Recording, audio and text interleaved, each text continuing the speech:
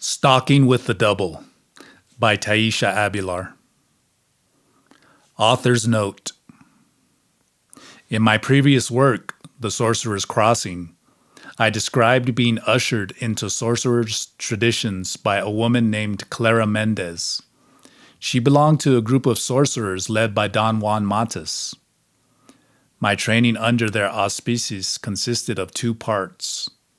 First, I had to perform a thorough recapitulation of my life, using a specific breathing method to recover trapped energy from the past. And second, I was taught a series of sorcery passes, movements and postures designed to reinforce the energy body, or the double. After a failed attempt to meet the other members of Don Juan's party by means of a deliberate manipulation of perception, referred to as the Sorcerer's Crossing, I was given further instruction in order to stabilize my energy body.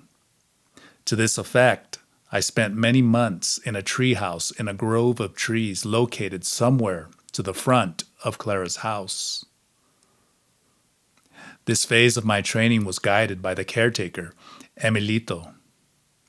He started me on another recapitulation and had me perform certain gazing techniques, as well as perfect my tree climbing skills, and certain dreaming and stalking maneuvers too complex for me to fully comprehend at that time.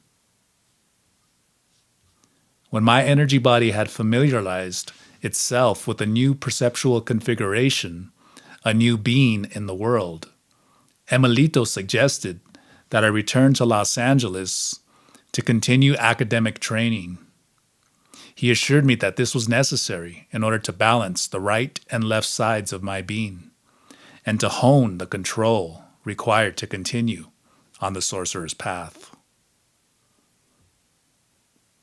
Chapter 1: The Meaning of Life. The lecture on anthropological research methods has left many questions unanswered for me. After the lecture, later that afternoon, I paid the teaching assistant a visit in order to clarify some points raised by the professor. When I entered the office, I found the teaching assistant at his desk eating pistachio nuts. He was deliberately aiming the shells out the window at unsuspecting students on the lawn below. I had once been sitting on the building steps under that very window when something had landed on the top of my head. I thought that pigeons were roosting in the rooftop crannies, but I discovered upon closer inspection that what had hit me was not pigeon droppings, but pistachio nutshells. Now I understood where those shells were coming from. This one's a real poor baby, I thought, watching Rex Jones turn red at being caught at his tricks. He had a sheepish grin and a boyish demeanor, and the overall sense which Clara Mendez referred to as the poor baby syndrome.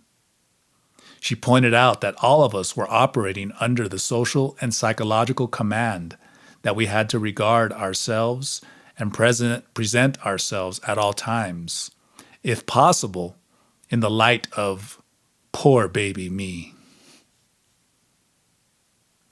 At the time she told me this, I resented it immensely and argued the point, but after a soulful examination, I had to admit that I myself loved to be regarded as a poor baby. Not only this, but I had not come across anyone who did not fall into that category.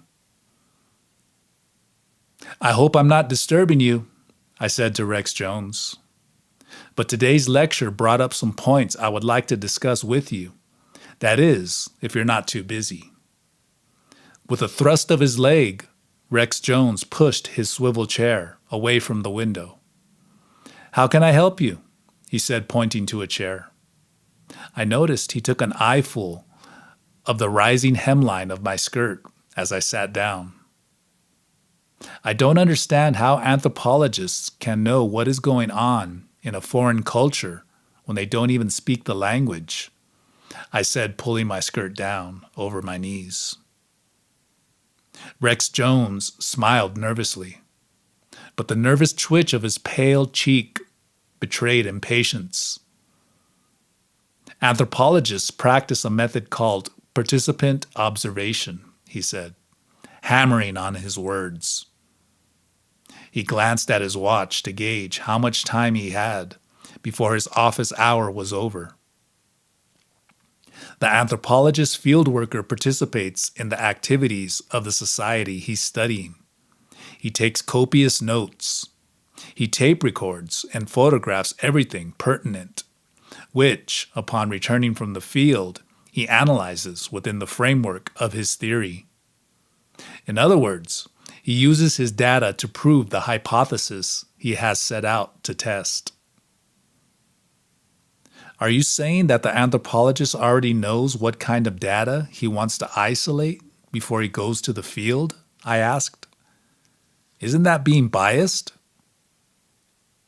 Rex Jones gave his chair a little swivel toward the desk and put on his wire-rimmed glasses, carefully adjusting them over each ear. That isn't bias.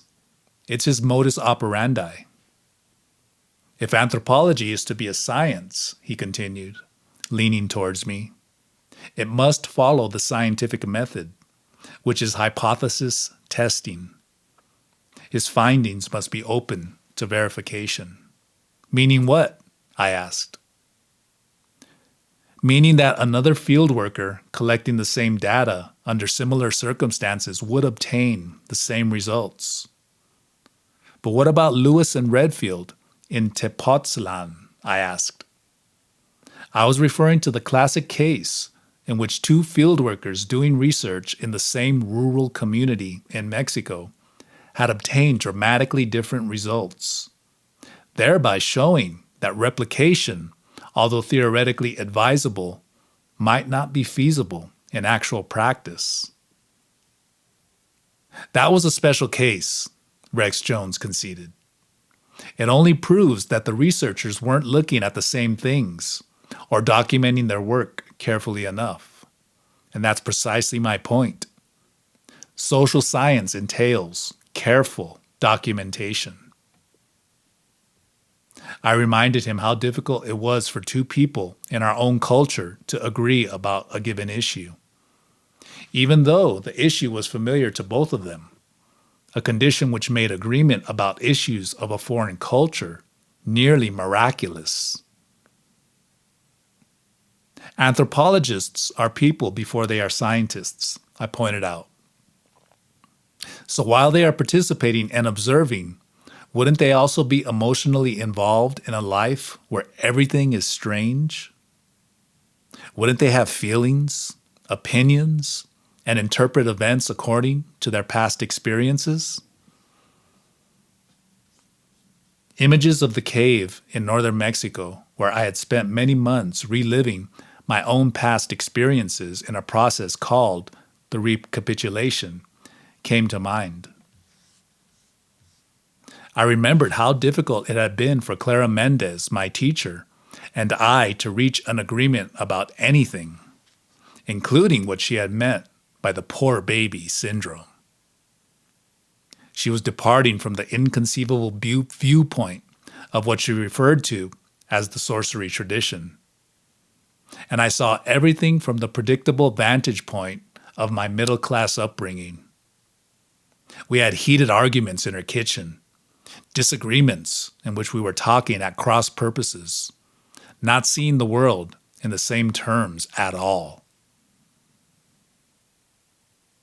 Rex Jones chuckled condescendingly at my moment of introspection, which he seemed to interpret as confusion. "You're missing the point," he said, shaking his head.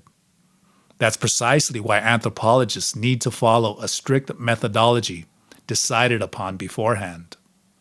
Fieldworkers must refrain from making subjective interpretations and stick to recording objective facts. Look at the sociologists downstairs." He was referring to the department of demographers, who had their offices on the second floor.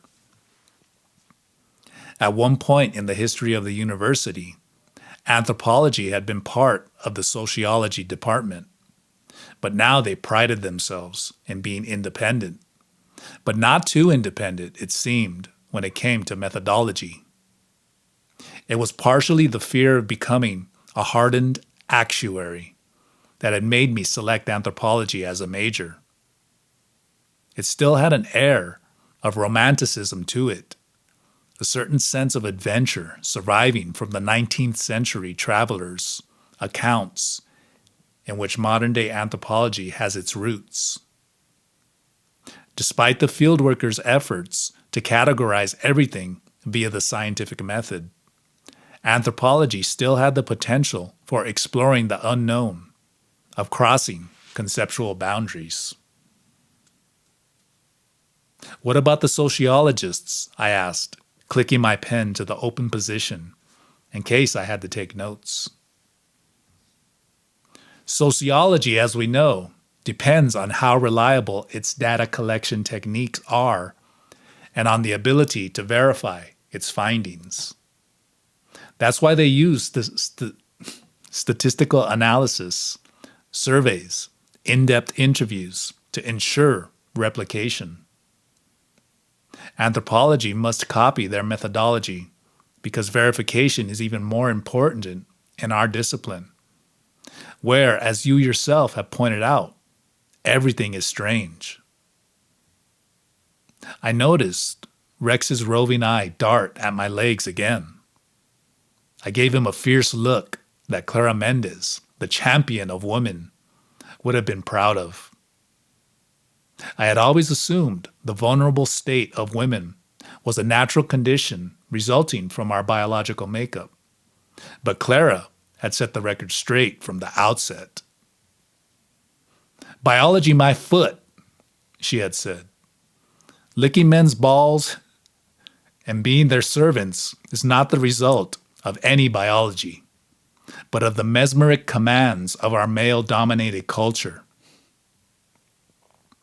I was shocked to hear her say that at the time, and it was only after months of listening to Clara's sermons about the plight of women and immersing myself in the practice called the recapitulation that I began to see more clearly the pitiful position society has allocated for the female species. It was obvious that we women had to fight twice as hard as men to succeed in anything we did. Once in our own right, and once again to overcome the powerful predispositions thrust upon us by our male culture. One of the reasons for attending the university and cultivating the intellect, I was told, was to be able to grasp and evaluate for myself the taken for granted views of the role of women, and in doing so, free myself from their mesmeric grip. A stranger coming to study culture, which is an abstraction, I said, picking up the thread of our argument, could work in the field for years without ever realizing that he is misunderstanding what he sees or what the people are doing.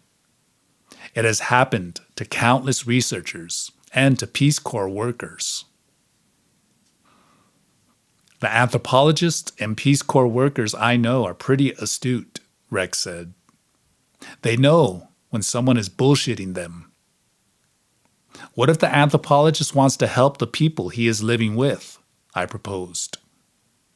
What if he or she gets so involved in the culture that it is impossible for him or her to remain objective? I was thinking of events that had happened under the tutelage of Clara and her colleagues, and how I would never be able to explain their worldview adequately using the theories of anthropology or the scientific method. Then he or she is no longer an anthropologist, said Rex, raising a brushy eyebrow. He or she is simply a social worker or a do-gooder, or worse yet, has gone native. To bring his point home, he cited several cases in which the anthropologist had gone native. The first incident involved a researcher working among the Navajo Indians. While studying the peyote cult using the method of participant observation, he ingested far too many peyote buttons to remain objective. He had visions of the Great Spirit, received countless messages, and when he came out of his hallucinogenic state, he started his own religion. And don't forget the case of Beth Wasserman, a field worker in Samoa, Rex reminded me, reaching for his pipe. Was she one of Boa's students, like Margaret Mead? He shook his head. I had the distinct feeling that he was pulling my leg. What about Beth Wasserman? I ventured. She went to Samoa to collect data for her doctoral dissertation on sexual customs and marriage rights. She put aside her objectivity and participated far too much more than was necessary, if you catch my drift. Rex made a lewd gesture that left no doubt as to the nature of Ruth Wasserman's participation among the Samoans. What happened to her? I asked, certain that the story would not end well. She fell in love with a Polynesian prince, Rex said, shaking the stem of his pipe at me as if he were scolding a child. She broke the taboos, and the witch doctor put a curse on her.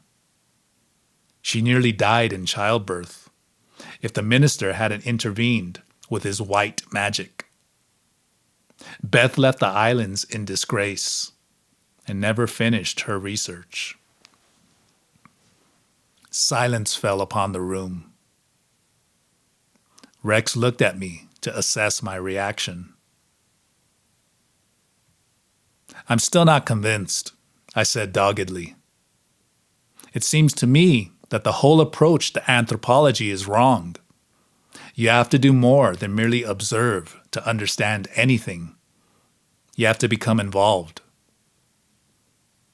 Rex took his pipe out of his mouth, turned it over, and tapped it on the edge of an ashtray. Nothing fell out. I realized he was using the pipe as a placebo to help him stop smoking, or perhaps to make him appear more distinguished. You don't have to taste an apple to know that it's red, he reminded me. But how do you know what an apple tastes like unless you bite into it? I countered. If you go to the field already burdened with a bag of hypotheses, you're not really being open to the experiences, which is the whole point of anthropology, the study of man, what he believes in, how he feels, how he thinks, how he relates to the universe. Rex smacked his lips and stuck the pipe back into his mouth. He seemed to have come to the end of his patience. You're asking questions that belong to the domain of philosophy. If you want to know about the meaning of life, you're in the wrong department. Although my friend Carlos might be able to answer some of your questions. He's an apprentice to a Mexican shaman.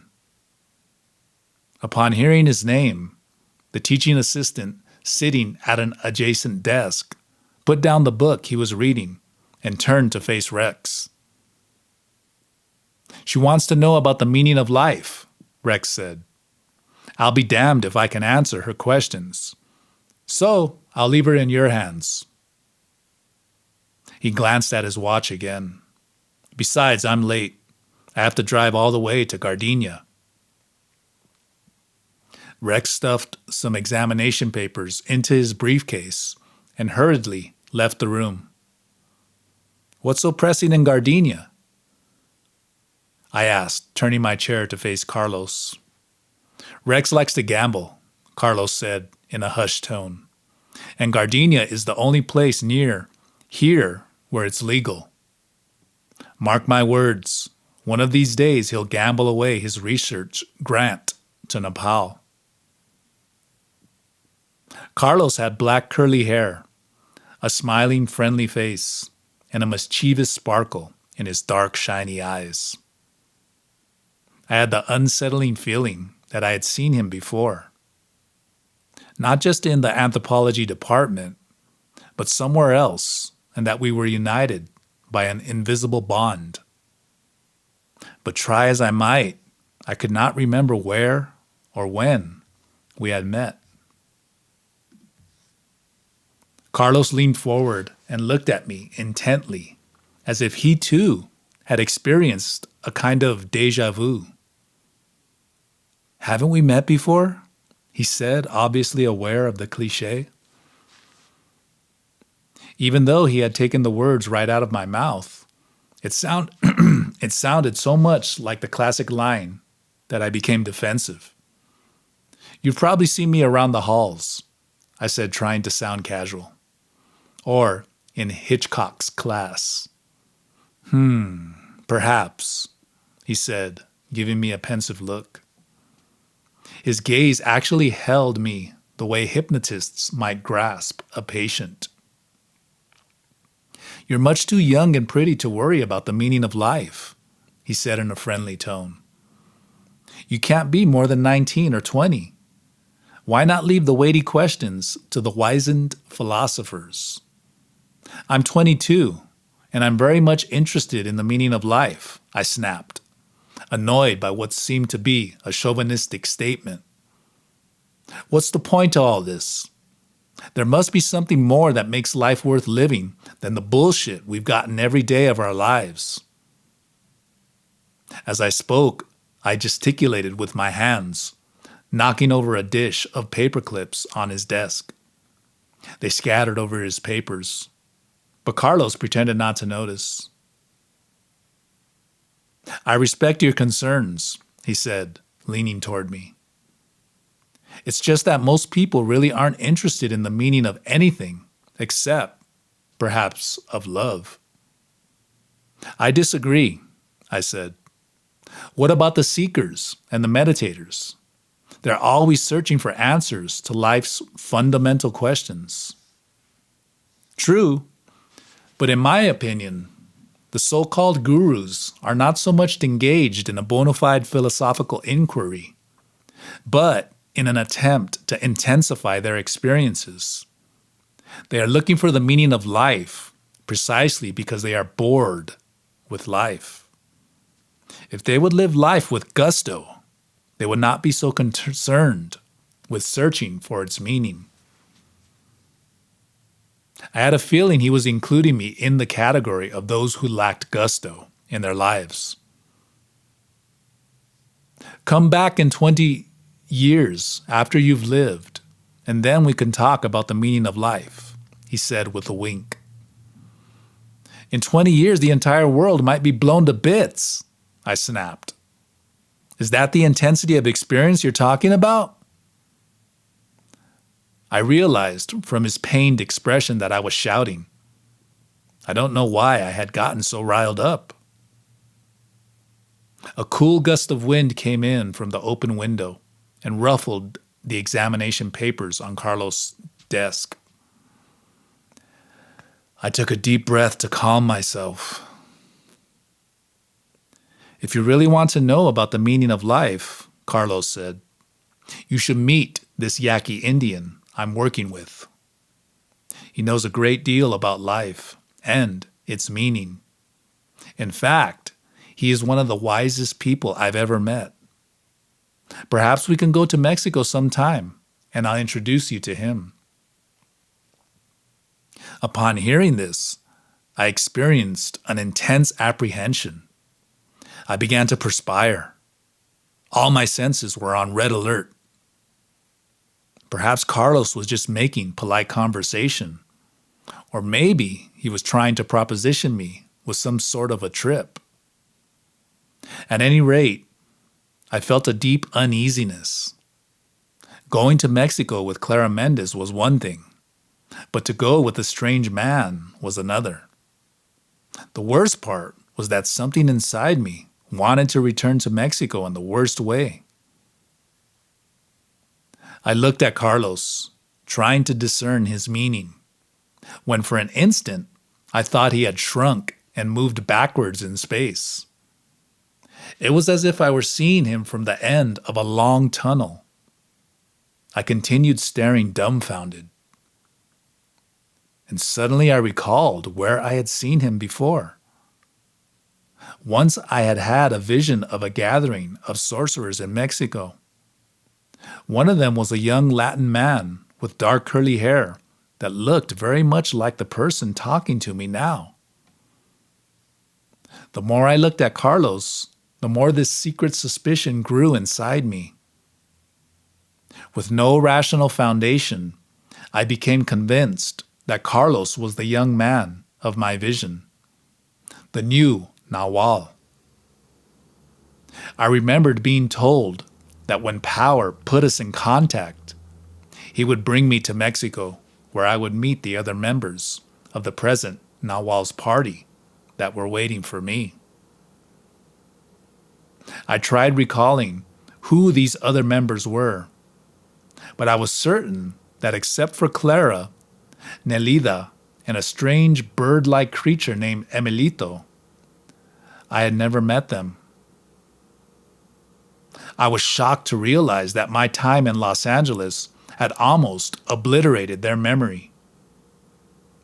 My overwhelming concern with daily activities and my studies at the university had created a wall of forgetfulness. The dull oblivion that surrounded me was so dense that the time I had spent in Mexico became vague and dreamlike, as if it had never happened. Yet, of one thing I was certain. I had been expressly commanded not to return to Mexico or search for anyone until power again opened the way.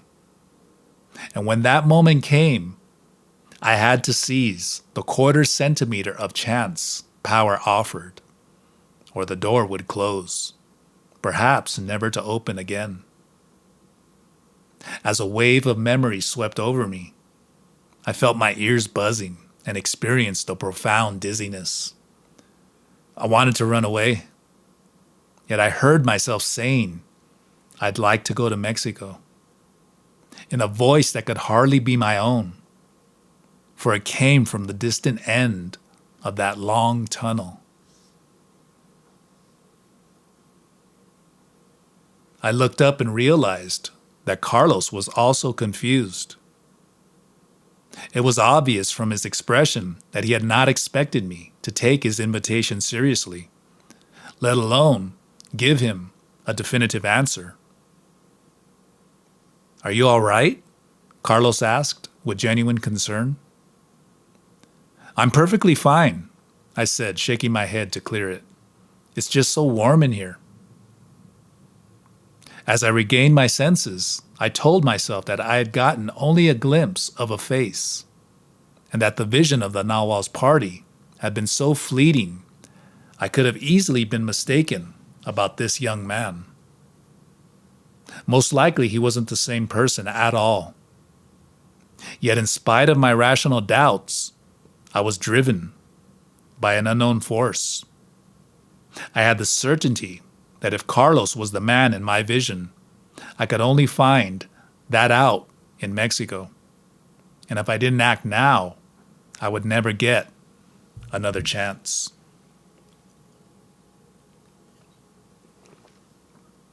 "I do want to go to Mexico," I repeated. "Well, that would be great," Carlos said uneasily, gathering up the paper clips I had spilled. "We'll do that sometime. I really want to go. When would be a good time?" "I go to Sonora every other weekend," Carlos said hesitantly. "All right. How about next weekend? I'll be through with my exams by then." "Wow, not so fast," Carlos said, trying to back off. "Don't you think we should go to a movie or have dinner or something first, instead of rushing off to Mexico? After all, we hardly know each other." "Movies bore me, and I never eat in restaurants," I said. Besides, I'd like to meet this sorcerer informant that you are working with. I promise I wouldn't be in the way. I could tell Carlos was peeved by my insistence, but that his curiosity was also piqued. He seemed to be considering the possibilities, but then had a sudden change of heart. Really, I don't think I could just bring someone on the old man, he said, especially a young woman. Do you speak Spanish?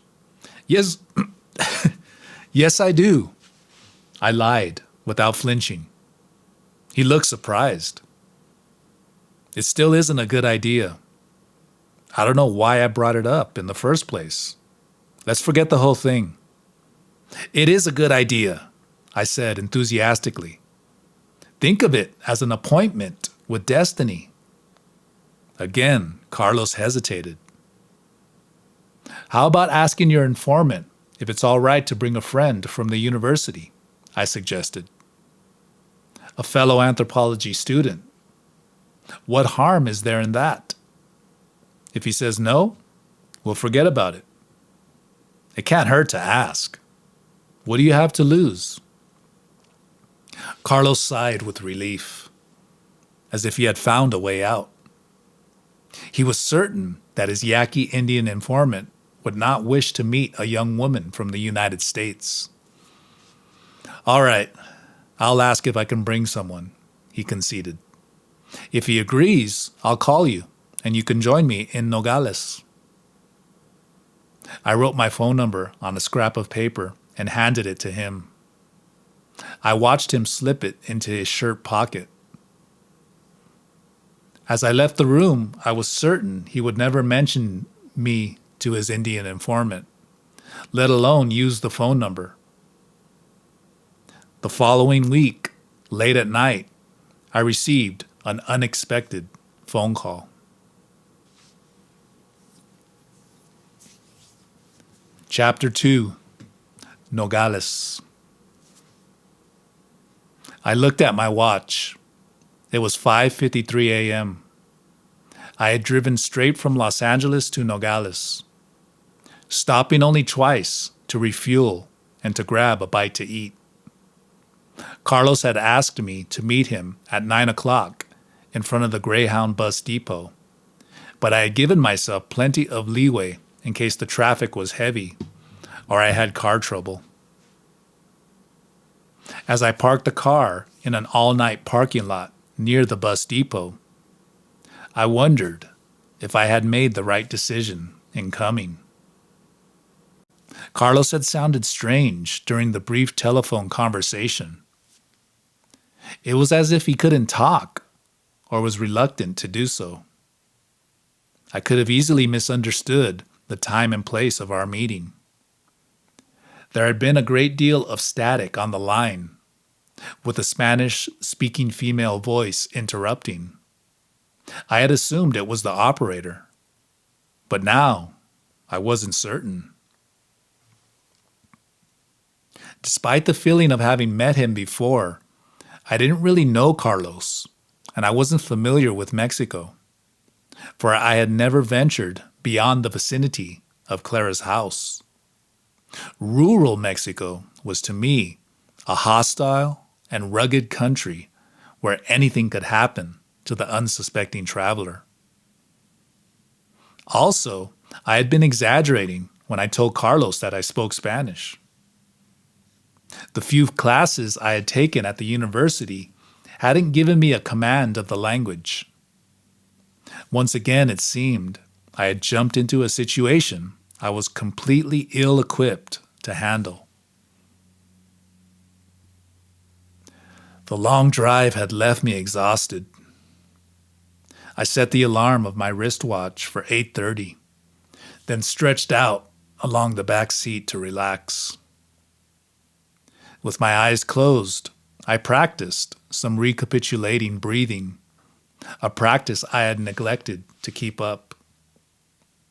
I wondered if by returning to Mexico, I would be able to better understand some of the inconceivable events that had taken place under the guidance of Clara and her group of sorcerers. Those events now seemed so distant that trying to recall them filled me with a deep melancholy. My constant concern with myself and my daily activities had clouded my vision. And in spite of the months of recapitulating and the countless promises I had made to change, old ways and feelings had slowly crept back like crab grass, whose growth had been trimmed, but whose roots remained stubbornly intact. Then sun beat down on my head when I awoke from a sound sleep. I had been dreaming I was gazing at leaves of the grove of trees in front of Clara's house. I experienced instant panic. It was 9:30. The alarm had failed to go off, or if it did, I had not heard it. I feared I would miss my appointment with Destiny, and the long drive would have been for nothing. As usual, I had been careless when I should have remained alert. On top of everything, the sun shining through the car window had given me a king-sized headache. In my hasty departure, I neglected to bring a hat. I locked the car door and headed for the bus depot, where I joined the crowd of people milling about in a great hurry. Everyone was either going towards the border or had just crossed over and was rushing away from it. I nearly collided with a woman when I heard crying. I realized that the woman wasn't hunchbacked at all. I nearly collided with a hunchbacked woman. When I heard crying, I realized that the woman wasn't hunchbacked at all. She was carrying a baby wrapped in a rebozo tied to her back and shoulders. Not even the baby's head was visible, and I wondered how it could breathe. I felt so sorry for the woman that I gave her a $10 bill. She took it and smiled gratefully, flashing a silver front tooth. At the sight of money, I was instantly surrounded by a group of boys selling lottery tickets. They all insisted that I buy one, or at least let them carry my bag. I bought a box of chiclets from a girl in pigtails and hurried past stands selling belts, ponchos, and pottery figurines. I wanted to buy some bananas, for the last meal I had eaten was a meatloaf sandwich at Gilla Bend, but I didn't dare take the time. I needed to get to the Greyhound bus depot in a hurry.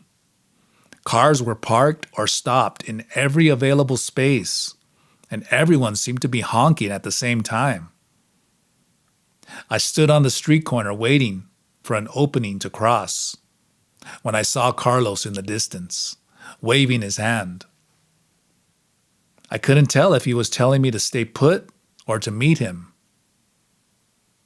I was so relieved to see him that I hurried across the street, stopping a few cars in the process. At close range, Carlos looked different. His clothes smelled of mesquite wood smoke. At the university, he wore tailored slacks and sport coats. Now he had on Levi's, a long-sleeved khaki shirt, and hiking boots. He had a kind of energy and agility that made him stand out from the crowd. Something in the way he balanced his weight on the balls of his feet gave the impression of an athlete with superb control over his movement. "I suppose you thought I wasn't going to show up," I said to break the awkwardness. "You're right. I was beginning to wonder if you were coming. How was the drive?" "I was in a daze through most of it. Luckily, there wasn't much traffic. I would have been on time, but I fell asleep." "My God, did you have an accident?" "No, I woke up in the nick of time. But that's the reason I'm late. He gave me a confused look. I realized that he had thought I had fallen asleep at the wheel while driving, rather than in the back seat. To be perfectly frank, I said quickly, I didn't expect to hear from you. Me too, Carlos said, taking my bag. I was surprised when I was told to call you. Who told you to call me? The Yaqui Indian I'm working with. Carlos explained that, true to his promise, he had mentioned to his informant that he had met a student at the university and that he had invited her to come to Mexico. My informant wanted me to tell him in detail the circumstances of our meeting. Carlos continued. What did you tell him? I described to him how Rex Jones got fed up with your questioning and handed you over to me. Apparently, that was an omen.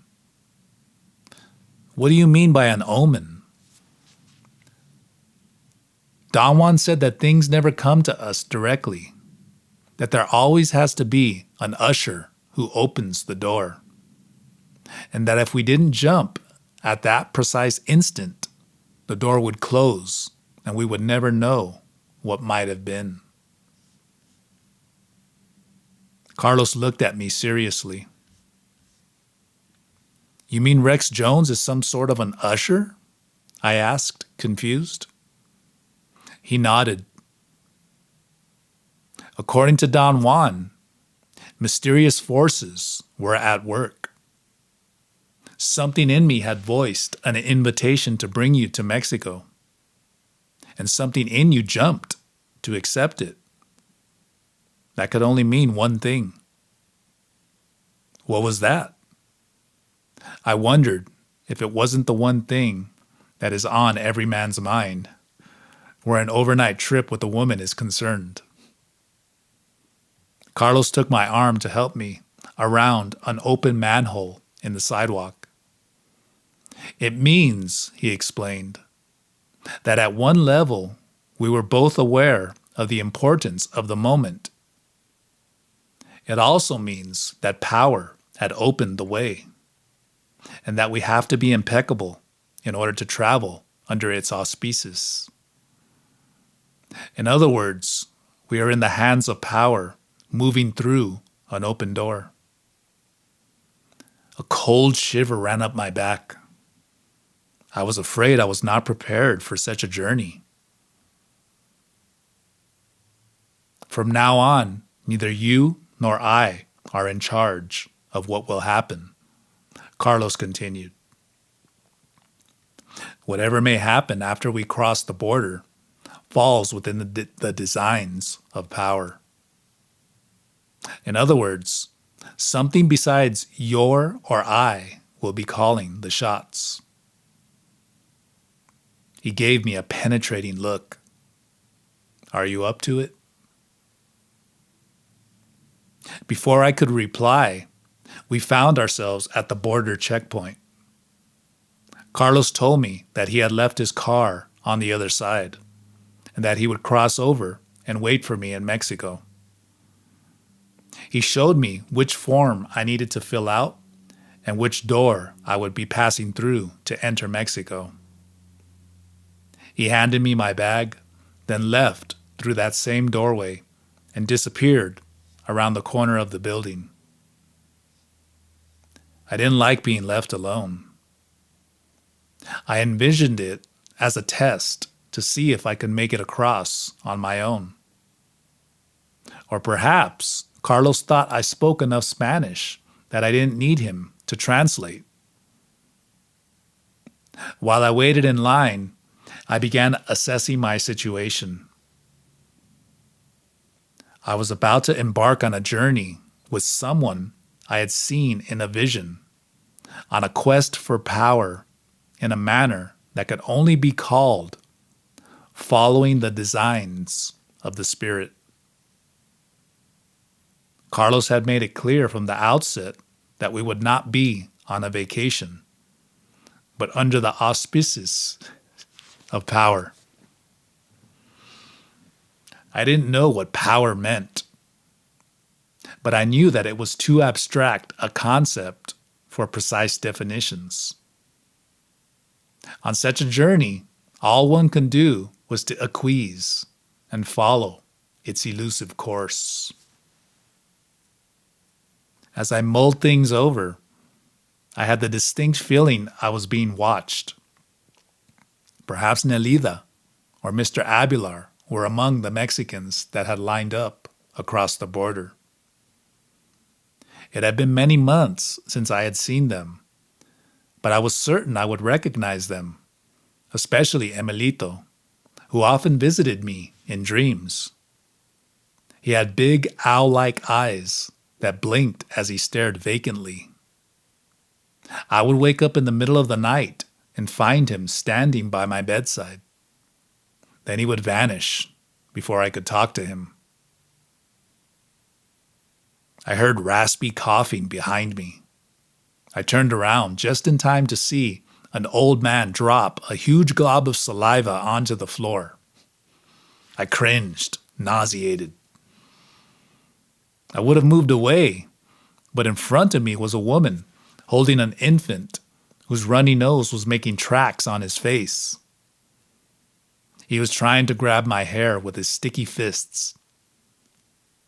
I recognized the tattered magenta rebozo. It was the same woman I had bumped into as I hurried to the Greyhound bus depot. She smiled at me in recognition and said something in rapid Spanish, which I didn't understand. I smiled back, dumbly nodding. It was hot and stuffy, and I felt dizzy. But I didn't dare go to the door for fear of losing my place in line. I reached inside my purse for a scented handkerchief and waved it in front of my face with a devil-may-care attitude. Rather than leaving me room, the man behind me crowded forward as the line progressed. I felt another wave of nausea flood me and became totally judgmental. I rationalized my feelings of superiority as an attempt to balance my physical distress. I realized that these were dangerous feelings to have. During the long hours of recounting my life, I had discovered that I had been surrounded by people who felt intrinsically superior to everyone else. Their superiority was based on nothing but false reasoning, just as was mine. I had simply copied their feelings to perfection. I kept telling myself that I was not part of the scene, but was a student of anthropology, a person of cultured European ancestry, who was there to do research, not to be touched by the poverty and filth that pervaded the place. In the midst of my emotional buttressing, I experienced a profound feeling of dejection as I realized that months of recapitulating meant nothing when confronted with discomfort and a lack of control wherein my idea of the myself was threatened. What was worse, I saw now, was that the power to imbue the self with worth comes from an unshakable core that we all have. The feeling, or rather the certainty, that we are special and above reproach. I moved forward to put distance between myself and the old man behind me, of whom I kept catching glimpses from the corner of my eye. He seemed to be inwardly laughing at my discomfort, and that made me even more annoyed. For distraction, I opened my purse and took out the gold pen Clara had loaned me to make my recapitulation list, a list of names of all the people I had ever encountered during my lifetime. It had been a long list, and I had come to consider the pen as my own possession. Clara had said it had belonged to one of the members of the Nawal's party, although she had never said who that person was. When I returned to Los Angeles, I took the pen with me, and I used it to take my examinations at the university. If I did not have my power pen with me, I always felt I did poorer on the exams. I filled out the tourist card, but before I could return the pen to my purse, the old man behind me butted up against me and asked, "May I borrow your pen?" Startled to hear English spoken, I turned around to face him. He was old, but not decrepit, of medium height, with a flat nose and oriental-looking eyes. He had an air of familiarity about him as he smiled in a friendly manner. I looked at his hands. They were dirty. I did not want to lend my power pen to a stranger who might contaminate it with weird energy. Or worse yet, pocket it while I wasn't looking. I wanted to say I didn't have a pen, but he had obviously seen me using it. Besides, outright lying was something I had trouble doing. The recapitulation had helped me realize that my reluctance to lie stemmed from several painful childhood incidents. On one occasion, my mother had accused me of tracking mud onto her newly polished linoleum floor. I had had no trouble lying then, and I had accused my younger brother of dirtying up the floor. But when my mother found my muddy shoes under my bed, she made me apologize to my brother and to beg his forgiveness. I also had to go to bed without supper. Later, as I recapitulated the event, I realized that it had not been so much the dirty kitchen floor that had infuriated my mother, but the act of lying, which was something well-brought-up girls simply ought not to do. I looked at the old man. As if sensing my preoccupation, he wiped his hands on the front of his shirt to clean them. "It's a beautiful pen," he whispered, leaning closer. "I will guard it carefully. Too many thieves around." I couldn't tell if he was being facetious, but as if in a daze, I slowly handed him the pen. From the corner of my eye, I kept a close watch to make sure he didn't pocket it. I sneaked a few sideways glances at his face, too. It was quite striking, now that I got a better look.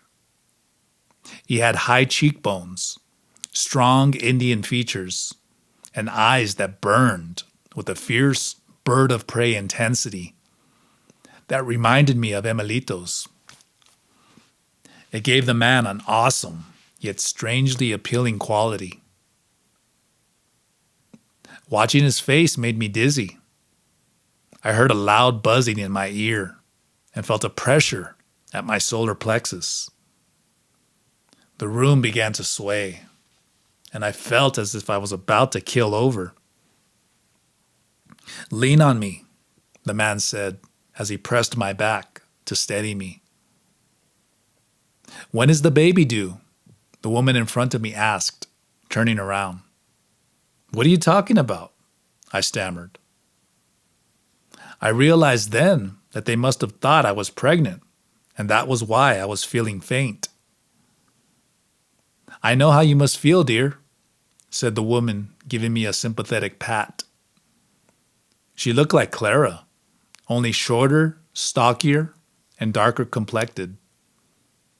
"When I was carrying Hemi," she continued, "I used to feel faint all the time." "I'm fine," I said. "I just haven't eaten."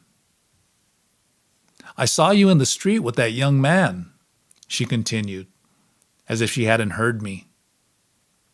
Is he your husband? Or did you cross the border to get married? I did not come to Mexico to get married, I yelled. And I'm not pregnant. Everyone in the room turned to look at who was shouting. A young man leaning against the wall smiled and shook his head as if he knew better. Perhaps you came for an abortion, the old man said with a snicker. Shame on you. He grinned, making his eyes look wild. I was so embarrassed that I had a hard time taking in enough air.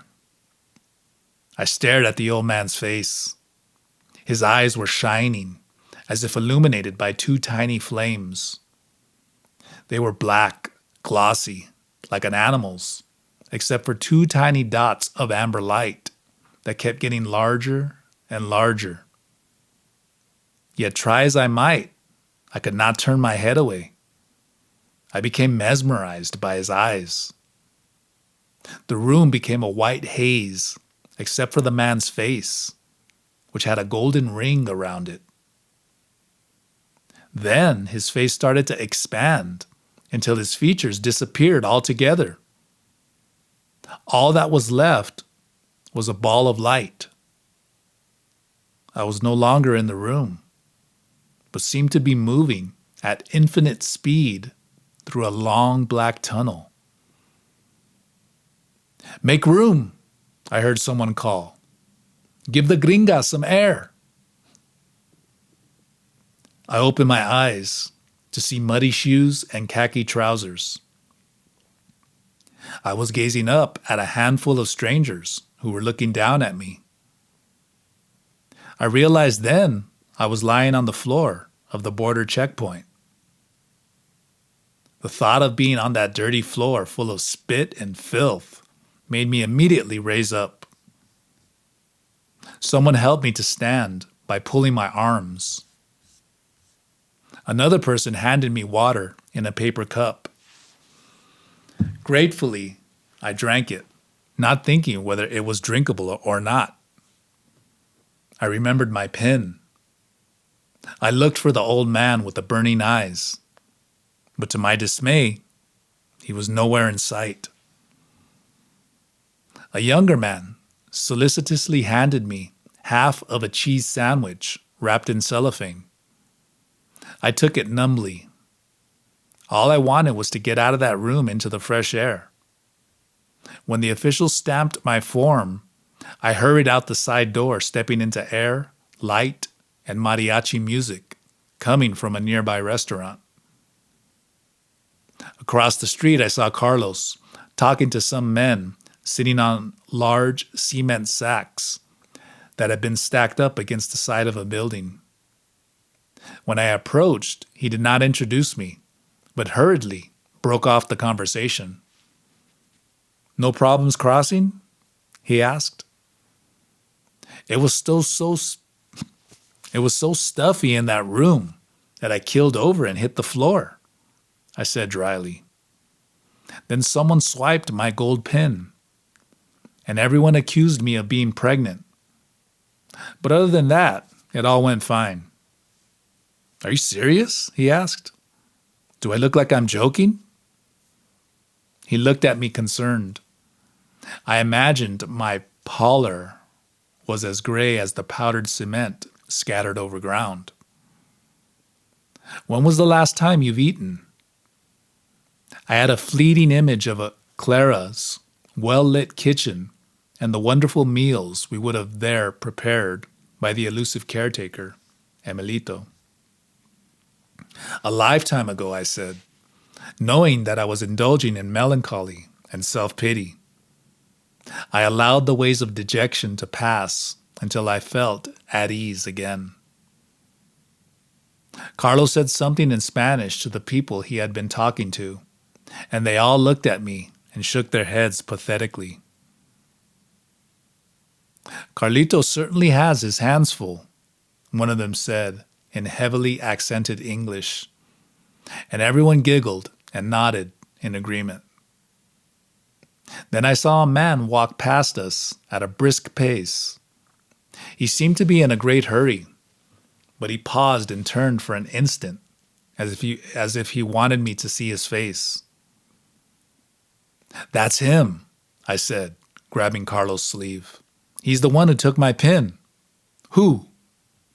Before I could point the man out, he disappeared in the crowd of Mexicans gathered in the street.